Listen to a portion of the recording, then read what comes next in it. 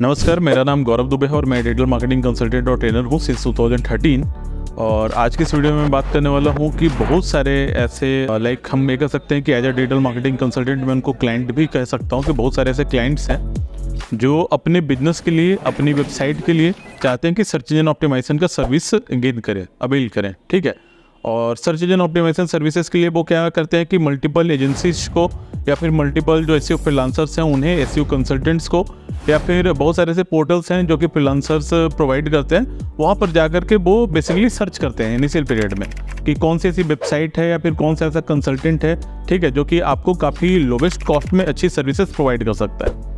Then उसके mind में एक सवाल खटकता है कि किसी फ्रीलांसर से वो बात करता है तो वो एसईओ कराने के लिए सेम उसी वेबसाइट के लिए मान के चलिए कि पर कीवर्ड के हिसाब से या फिर एक पैकेज के हिसाब से 15 या 20 कीवर्ड के लिए वो 20,000 मांगता है। ठीक है, कुछ एजेंसियां हैं जो कि पर कीवर्ड या फिर एक पैकेज के हिसाब से अगर 20 कीवर्ड की हम बात करें तो वो उसके लिए 30,000 40,000 भी पर मंथ का डिमांड करती है। ठीक है, बहुत सारे ऐसे भी न्यूबी फ्रीलांसर्स हैं जो कि उसी 20 कीवर्ड्स के पैकेज को वो लोग 10,000 पर मंथ में भी काम करते हैं, कोई 5,000 में भी करने के लिए रेडी है।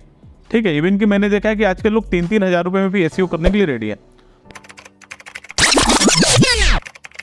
तो वो कौन से ऐसे फैक्टर्स हैं जो डिसाइड करते हैं कि एसईओ जो पैकेज है वो कितना से स्टार्ट होना चाहिए। अगर आप ही बिजनेस पर्सन है तो ये वीडियो आपके लिए भी हेल्पफुल होगा ये डिसाइड करने में कि एक एसईओ पैकेज का जो फैक्टर होता है, कॉस्ट फैक्टर होता है, वो कौन कौन सी बातों के ऊपर डिपेंड करता है और कैसे लोग ये डिसाइड करते हैं कि ये वेबसाइट के लिए इतना का पर मंथ होना चाहिए और इतने कीवर्ड्स होने चाहिए। ठीक है, वो कौन से ऐसे स्ट्रक्चर्ड फॉर्मेट हैं जिसपे एक फ्रीलांसर, एक एजेंसी या फिर एक कंसल्टेंट ये डिसाइड करता है कि आपके प्रोजेक्ट के लिए एसईओ का जो कॉस्ट है वो इतना होना चाहिए। ठीक है, सबसे पहले हम लोग डिफाइन करना चाहेंगे कि सर्च इंजन ऑप्टिमाइजेशन है क्या। सर्च इंजन ऑप्टिमाइजेशन एक बेसिकली मीडियम है डिजिटल मार्केटिंग का जो हेल्प करता है आपकी वेबसाइट की विजिबिलिटी को इंप्रूव करने में। ठीक है, अगर आपकी कोई नई वेबसाइट है, आपके सर्विसेज से रिलेटेड, अगर आपके कस्टमर गूगल में जाकर के आपको ढूंढते हैं तो आपकी वेबसाइट वहाँ पे विजिबल होनी चाहिए और उस विजिबिलिटी को लाने के लिए आपको सर्च इंजन ऑप्टिमाइजेशन का वर्क कराना पड़ता है। अगर आप स्किल्ड नहीं है सर्च इंजन ऑप्टिमाइजेशन के लिए, जाहिर सी बात है आपको कोई ना कोई कंसल्टेंट से बात करना पड़ेगा या फिर कोई एजेंसी से आप बात करेंगे। सबसे पहला फैक्टर होता है कि बिजनेस पर्सन का बेसिकली बिजनेस गोल क्या है। ठीक है, क्या ऑब्जेक्टिव है, किस लिए वो सर्च इंजन ऑप्टिमाइजेशन करवाना चाह रहा है। जैसे कि मैंने बताया कि सर्च इंजन ऑप्टिमाइजेशन आपके ऑर्गेनिक विजिबिलिटी को इंप्रूव करता है। ठीक है, तो ऑर्गेनिक विजिबिलिटी आपकी तभी इंप्रूव होती है जब आपकी वेबसाइट गूगल में पहले पेज में रैंक करती है। ठीक है, जब आपकी वेबसाइट के आपके रिलेवेंट कीवर्ड के अकॉर्डिंग रैंकिंग अच्छी हो। जब रैंकिंग अच्छी होती है तो लोग आपकी वेबसाइट में ज़्यादा आना शुरू करते हैं, उसको हम लोग ट्रैफिक के नाम से जानते हैं कि आपके पास ज़्यादा ट्रैफिक आ सकता है। ठीक है, तो अगर की ऑब्जेक्टिव कोई बिजनेस पर्सन का ये है कि अगर हमारे सर्विसेज से रिलेटेड कोई भी की टर्म्स को, कोई भी कीवर्ड्स को अगर सर्च किया जा रहा है गूगल में जाकर के तो हमारी वेबसाइट वहाँ पे दिखनी चाहिए। तो पहला एक ऑब्जेक्टिव हो गया कि आपके रैंकिंग को इंप्रूव करना है, सर्विसेज रैंकिंग को इंप्रूव करना है। ठीक है, कुछ ऐसे वेबसाइट्स होते हैं ब्लॉगिंग्स वगैरह के जहाँ पर ये होता है कि हमें ज़्यादा ट्रैफिक चाहिए। ठीक है, और ट्रैफिक मैंने पहले भी काफ़ी सारे वीडियो में बताया कि मल्टीपल टाइप्स के ट्रैफिक होते हैं। ठीक है, ऑर्गेनिक ट्रैफिक होता है, डायरेक्ट ट्रैफिक होता है, सोशल ट्रैफिक होता है, ईमेल ट्रैफिक होता है, रेफरल ट्रैफिक होता है, पेड ट्रैफिक होता है। तो ये सारे अलग अलग ट्रैफिक के टाइप है। तो दूसरे का ऑब्जेक्टिव ये भी हो सकता है कि हमारी वेबसाइट में ज़्यादा सिर्फ ट्रैफिक आना चाहिए। ठीक है, वो सर्विस नहीं प्रोवाइड करते, उनके इन्फॉर्मेशन है उनकी वेबसाइट में और वो चाहते हैं कि अगर कोई इन्फॉर्मेशन को कोई सर्च कर रहा है गूगल में जाकर के तो उनकी वेबसाइट देखे सो डेट कि उनका ट्रैफिक बढ़े और वो ट्रैफिक को मोनेटाइज कर सकते हैं एडसेल्स के थ्रू, नेटिव एडवर्टाइजमेंट के थ्रू, एफिलिएट मार्केटिंग के थ्रू, मल्टीपल थिंग्स के अकॉर्डिंग वो स्ट्रक्चर कर सकते हैं कि उनका मोनेटाइजेशन कैसे होगा, कैसे रेवेन्यू जनरेट होगा। क्योंकि सर्विसेज वाले को तो है कि उनको सर्विस काफ़ी सारे मिलेंगे, लीड्स मिलेंगे, उनको सर्विसेज के काफ़ी सारे लीड्स मिलेंगे, जिनका प्रोडक्ट है उनके प्रोडक्ट्स काफ़ी सारे सेल्स होने शुरू हो जाएंगे और जो ब्लॉगिंग कंटेंट बेस्ड वाले वेबसाइट है उनको ज़्यादा ट्रैफिक मिलेगा जिसको वो मोनेटाइज करेंगे। तो पहला है कि आपके अगर ऑब्जेक्टिव कुछ ऐसे है तो एसईओ पैकेज बनाते समय हम लोग एज ए एजेंसी और कंसल्टेंट आपके ऑब्जेक्टिव को जरूर ध्यान देते हैं कि आपका ऑब्जेक्टिव क्या है।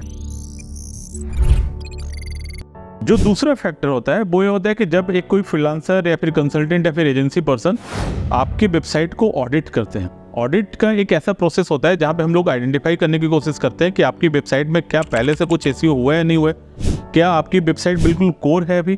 ठीक है, उसमें कोई काम नहीं हुआ है, उसमें कंटेंट की क्वालिटी क्या है, आपकी वेबसाइट के स्ट्रक्चर क्या है। ठीक है, तो वेबसाइट के ऑडिट करने से भी हमें पता चल जाता है कि इसमें कितना मेहनत करना है। ठीक है, हमारी टीम इसमें कितना एफर्ट लगाएगी आपकी वेबसाइट को रैंक कराने के लिए। तो एक ऑडिट भी फैक्टर होता है। अगर ऑडिट में पता ही चलता है कि आपकी वेबसाइट में पहले से ही काफ़ी इंप्रूव्ड चीज़ें हैं, काफ़ी ट्रैफिक आ रहा है, आपकी वेबसाइट की अथॉरिटी काफ़ी अच्छी है, ठीक है, आपके बैकलिंक्स भी बहुत अच्छे बने हुए हैं पहले से, तो वहाँ पर एफर्ट कम लगाना पड़ता है केसीओ पर्सन को। तो उस तरह से फिर पैकेजेज में थोड़ा सा कॉस्ट कटिंग हो जाता है अगर आपकी वेबसाइट की स्टेटस पहले से अच्छी है तो दूसरा फैक्टर है कि जब हम लोग वेबसाइट को ऑडिट करते हैं तब ये फाइनलाइज होता है कि क्या कॉस्टिंग होना चाहिए। थर्ड और एक मोस्ट इंपॉर्टेंट फैक्टर है कीवर्ड्स का। तो अगर आपके कीवर्ड्स को लोकल एरियाज में, जिसको हम लोग लोकल एसईओ के नाम से भी जानते हैं, अगर इस तरह के लोकल एरियाज में आपको रैंकिंग चाहिए तो आपके जो पैकेजेज होते हैं वो कम होते हैं और कम ड्यूरेशन में भी वो जल्दी रैंक हो सकते हैं। तो ये भी एक कॉस्ट फैक्टर है कि अगर आपका कीवर्ड ग्लोबल है, इंटरनेशनल लेवल का है, तो वहाँ पे कॉस्ट थोड़ा सा ज़्यादा होता है। अगर कीवर्ड आपका नेशनल लेवल का है, आप सिर्फ मेट्रोपॉलिटन सिटीज़ को टारगेट कर रहे हैं, तो वहाँ पे पैकेजेज थोड़े से मिड लेवल के होते हैं। और अगर आपका लोकल एसईओ है तो वहाँ पे जो पैकेजेज होता है आपके एसईओ का वो थोड़ा लो लेवल का होता है। So keyword is also most important factor to decide the SEO packages. Next हम लोग आते हैं कुछ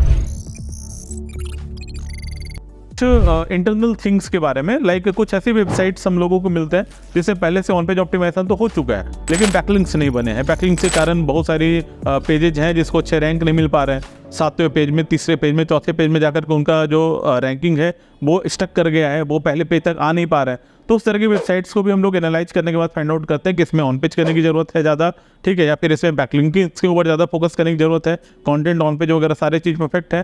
तो जो एक ऑडिट होता है, ऑडिट में ही हम लोग इसको भी फाइनलाइज कर लेते हैं कि आपकी वेबसाइट में ऑन पेज करने की ज़रूरत है या नहीं, टेक्निकल ग्लिचेज सारे रिजॉल्व है या नहीं, ठीक है, बैकलिंक्स वगैरह पहले से है या फिर हमें ज़्यादा बनाने की ज़रूरत है।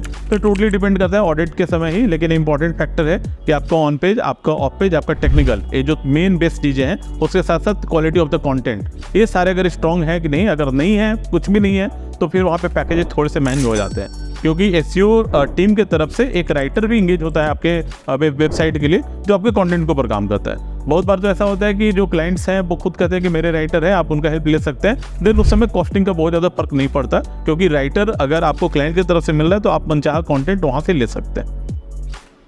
रिपोर्टिंग भी एक फैक्टर होता है। बहुत सारे क्लाइंट्स ऐसे होते हैं कि मुझे वीकली रिपोर्टिंग चाहिए कि आपकी टीम क्या कर रही है। पहली चीज़ तो मैं क्लियर कर दूं कि एसईओ में एक सप्ताह के अंदर बहुत बड़ा ऐसा कुछ बदलाव नहीं हो जाता, ठीक है। अगर आपको बदलाव देखने के लिए मिलते हैं तो वो कम से कम आपको 15 दिन का समय लगता है। कुछ भी आप चेंजेस करते हैं, कुछ भी आप एफर्ट लगाते हैं तो उसका रिजल्ट कम से कम 15 दिन के अंदर आपको मिलता है, ठीक है। अगर आपके क्लाइंट आपको ये कहते हैं कि आपको वीकली रिपोर्टिंग करना है, ठीक है, तो रिपोर्ट का मतलब क्या होता है कि आप अपने क्लाइंट को कहीं ना कहीं ये दिखाने की कोशिश करते हैं कि आपने कितना बेहतर काम उनके लिए किया है, ठीक है, आप कितने अच्छे तरीके से उनके प्रोजेक्ट को आप हैंडल कर रहे हैं सो डैट कि आपकी रैंकिंग जल्दी मिले। तो रिपोर्ट देने में टाइम लगता है एजेंसी को, ठीक है। और मैं आपको क्लियरली बताऊं कि कोई भी कंपनी जब रिपोर्ट बनाती है तो वो अपने आप को वहाँ पे बेस्ट प्रूव करने की कोशिश करती है। Whatever we have done that was the best from our side, ठीक है। और उस रिपोर्ट को बनाने के लिए भी टीम को काफ़ी सारा एफर्ट लगाना पड़ता है। तो उसके अकॉर्डिंग भी पैकेजेज में थोड़े बहुत कस्टमाइजेशन इधर उधर होते हैं कि आपके पैकेजेज थोड़े महंगे हो सकते हैं अगर आपको वीकली रिपोर्ट चाहिए तो। सब फैक्टर्स को हम लोग एज ए एडिशनल सर्विसेज भी मान सकते हैं। बहुत सारे ऐसे क्लाइंट्स होते हैं जो कहते हैं कि गौरव आप हमारी वेबसाइट के एसईओ तो कर ही रहे हैं, साथ साथ वेबसाइट का मेंटेनेंस भी आप लोग करिए। मेंटेनेंस इन द सेंस कि अगर उन्हें कुछ पैकेजेस कहीं पे चेंज कराने हैं, अगर प्रोडक्ट्स वगैरह है, ठीक है, कहीं पे प्रोडक्ट ऐड करवाना है, कहीं पे उसका डिस्क्रिप्शन चेंज करवाना है, कहीं पे इमेज चेंज करवाना है। सर्विसेज बेस्ड कंपनी है तो उनके सर्विसेज में कुछ मॉडिफिकेशंस करने हैं, कहीं पे स्लाइडर चेंज हो रहा है, कहीं पे कुछ हो रहा है। तो अगर आप अपने कॉन्ट्रैक्ट में उन चीज़ों को भी इंक्लूड करते हैं तो उससे भी पैकेजेज थोड़े से आपके महंगे होते हैं। अब आपके माइंड में आ रहा होगा कि इतनी सारी चीज़ें तो मैं बता रहा हूँ लेकिन मैं पैकेजेज के ऊपर नहीं आ रहा हूँ कि आखिर कॉस्ट क्या होता है इनिशियल। देखिए, जो मैं जिस शहर में हूँ अभी दिल्ली में हूँ मैं, ठीक है, और एज एजेंसी अगर मैं बात करूँ तो जो एसईओ का पैकेज होता है वो मिनिमम, मैं जो रिसर्च करके बता रहा हूँ आपको, मिनिमम 10,000 पर मंथ से स्टार्टिंग होता है। सारी एजेंसी हैं जो कि दिल्ली से बाहर हैं, जो कि 5,000 में भी एसईओ करने के लिए रेडी है। मेरे पास भी लगातार मेल आता है कि मैं तो 3,000 में कर रहा हूँ, हमारी टीम आपको 3,000 में एसईओ पर मंथ करेगी 10 कीवर्ड के लिए। लेकिन जो एवरेज मैं आपको रेट बता रहा हूँ दिल्ली एनसीआर का, वो है कि अगर आप एसईओ कराना चाहते हैं तो मिनिमम 10,000 से आप अपनी वेबसाइट का एसईओ करा सकते हैं, जिससे वो 10-12 कीवर्ड्स आपको देंगे। एक कंपनी के ऊपर डिपेंड करता है, सारी कंपनी अलग अलग कीवर्ड्स का आपको ऑफर कर सकती है, ठीक है। एक स्पेसिफिक बैकलिंक का भी वहाँ पे सिस्टम होता है कि हम इतने बैकलिंक्स बनाएंगे, ये सारी एक्टिविटीज होंगी हमारे बैकलिंक्स में, ऑन पेज करेंगे, इतने पेजेस का भी ऑप्टिमाइजेशन करेंगे। नहीं तो बहुत बार ऐसा देखा गया कि बहुत सारे क्लाइंट्स के वेबसाइट में काफ़ी सारे पेजेज होते हैं, 60-70 पेजेज हैं, और वो चाहते हैं कि जब हमने एसईओ का प्रोजेक्ट दे दिया है तो टीम पूरी की पूरी वेबसाइट को मैनेज करे, पूरी वेबसाइट को ऑप्टिमाइज करे, जबकि ऐसा नहीं होता। जब भी आप एसईओ पर्सन को हायर करते हैं तो वो एक पेज डिसाइडेड हो जाता है कि हम इतने पेज को ऑप्टिमाइज करेंगे और इस पेज से रिलेवेंट इतने सारे कीवर्ड्स हैं जिसको हम रैंक में लाएंगे।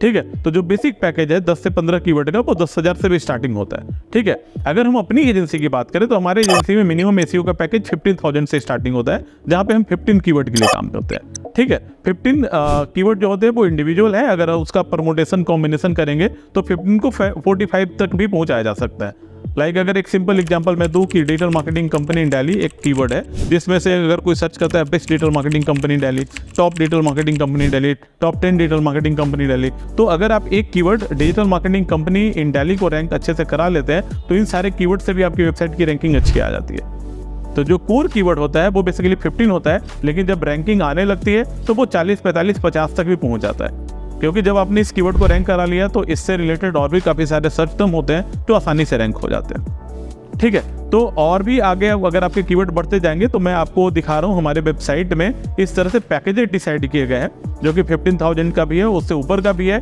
तो जिस तरह से नंबर ऑफ कीवर्ड्स आपके बढ़ते जाते हैं उस तरह से एसईओ का पैकेज जो है वो बढ़ता जाता है। जब हम इसकी रिपोर्टिंग की बात करते हैं तो एसईओ का जो रिपोर्टिंग होता है वो मंथली होता है। ठीक है, जिसमें हम टोटल जो भी एफर्ट किए गए हैं, जो भी एफर्ट्स लगाए गए हैं, जो भी काम किया गया है अपने टीम की तरफ से, वो सारा चीज़ हम लोग इंक्लूड करके आपको एक अच्छा रिपोर्ट बना करके देते हैं। रिपोर्ट में मेन मकसद ये होता है कि हम आपको दिखाना चाहते हैं कि पहले मंथ में जो एसईओ रैंकिंग हमारी ये थी कीवर्ड्स की, इस मंथ इंप्रूव होकर ये हो गई है। ये इतना हम लोगों ने बैकलिंक्स इतने अच्छे क्वालिटी का बनाया हुआ है, इतने कंटेंट हम लोगों ने पब्लिश किया हुआ है। लास्ट मंथ आपकी ट्रैफिक इतनी थी वेबसाइट की, इस मंथ में इतनी हो गई है। तो ये सारा चीज़ का एक ऑर्गेनाइज्ड रिपोर्ट बना करके दिया जाता है। तो बेसिकली ये था जहाँ पे मैं आपको अवेयर कर रहा था, अपने क्लाइंट्स को अवेयर कर रहा था किस तरह से एसईओ के पैकेज डिसाइड होते हैं और इतने से एसईओ का काम जो है वो स्टार्ट होता है बेसिकली। तो मिलते हैं नए वीडियो में नए टॉपिक के साथ। Thank you so much for watching this video.